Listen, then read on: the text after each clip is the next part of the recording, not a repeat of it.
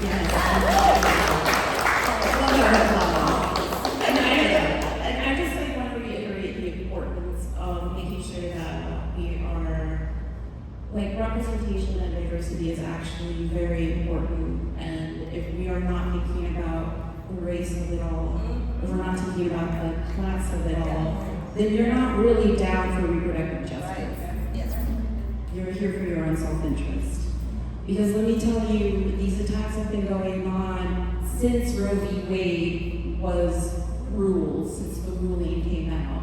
In 1976, we had something called the Hyde Amendment happen, which barred any federal or taxpayer money from going towards any kind of abortion care.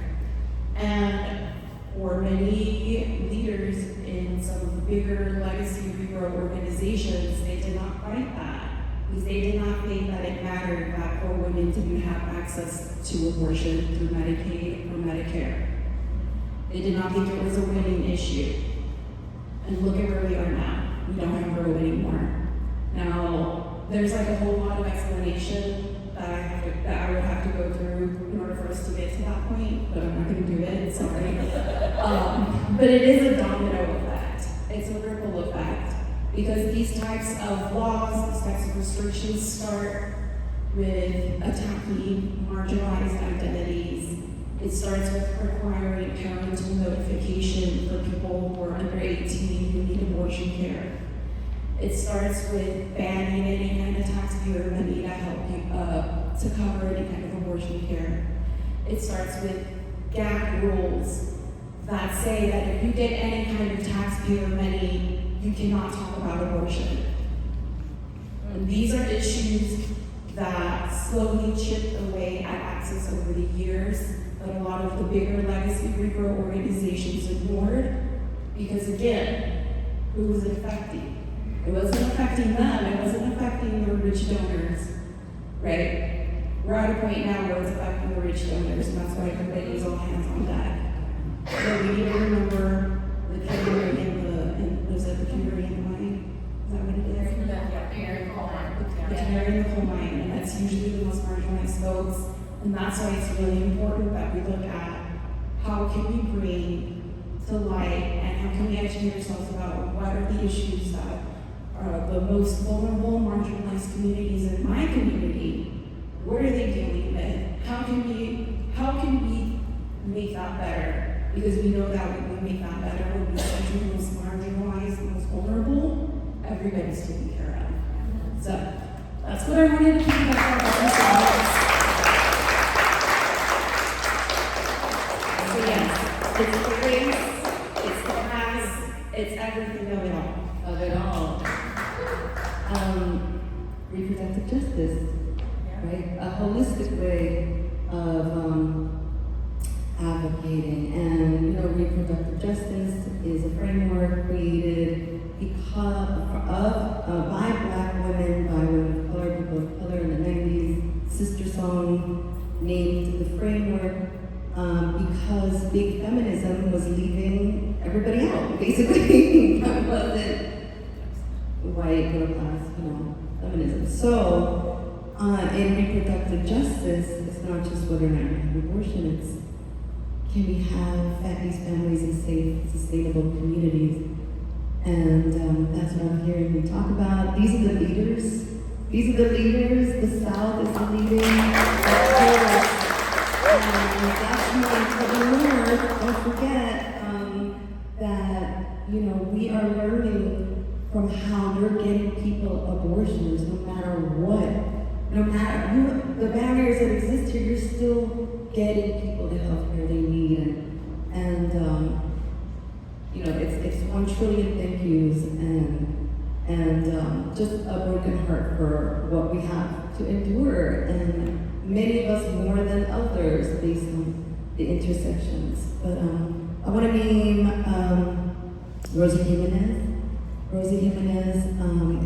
are just passing a few commemorations, and I think last week was her day that she passed. She was Chicana, I think, in Texas, who lost her life because of the Hyde Amendment in the 70s. And also Amber Thurman and Candy Miller, two Black women who recently were found to have lost their lives because of these bans. And those are the people we know about. But I think Sister Song uplifted the Trust Black Women hashtag in the last couple of weeks to name these women, because this is what is happening. It's what is happening. And it's what has been happening even when Roe was here. So imagine the people most affected are always the most affected. And yeah, let's just to not forget, is my message to the elites, to the blue grass. I heard we're called to talk about that. But yes, to remember that we are we have examples here in your work, and just a deep, deep bow and commitment to be in this with each other. So listen to what they said and do it. Is there anything else you want to say? Yes. We disperse about 150, 120. Are you talking about our monthly disbursement? Absolutely. So this year we've experienced record-breaking numbers month after month. Our most recent data points tell us that in August we funded over 300 clients for a total of $175,000 in dispersed funding. That's 1 month. That's 1 month. That's how much we're spending a month. For sure. Healthcare is expensive, y'all. Absolutely. If you can reach into your pockets, please donate. Yes. Please tell them more. For sure. Of those 300 folks, 221 of them were for out-of-state abortion care. So that just kind of tells you the grand scope of things. On average, we find about $500 to $600, up to $700 per person that we're working with. That doesn't include the $6,000 that we spent on the infant care resource drive or infant care resources in general. If clients send us a text message, 1-844-832-3863, you can ask for access to free resources like diapers, formula, things of that nature. And so that was $6,000 on about 40 people in the community. So these numbers keep climbing. They do not stop, and they will not stop until we all have access to the affordable and necessary care that we need as individuals across the globe. Let's be real. So yeah, I just want to say keep supporting your local abortion funds. Please continue to support these artists. Can we also take a moment and share some round of applause or something for the artists who contributed their work? Make sure that you're engaged with our stuff. Yes.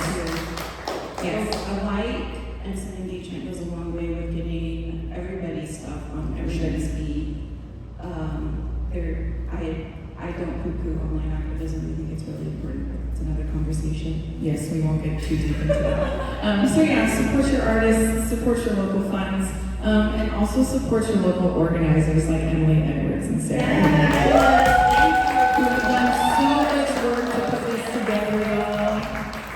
It has been such a joy to be able to watch them do this over the last six months, not even an entire year. Incredible work. So again, thank y'all for all the work to help highlight this important. That's all I know.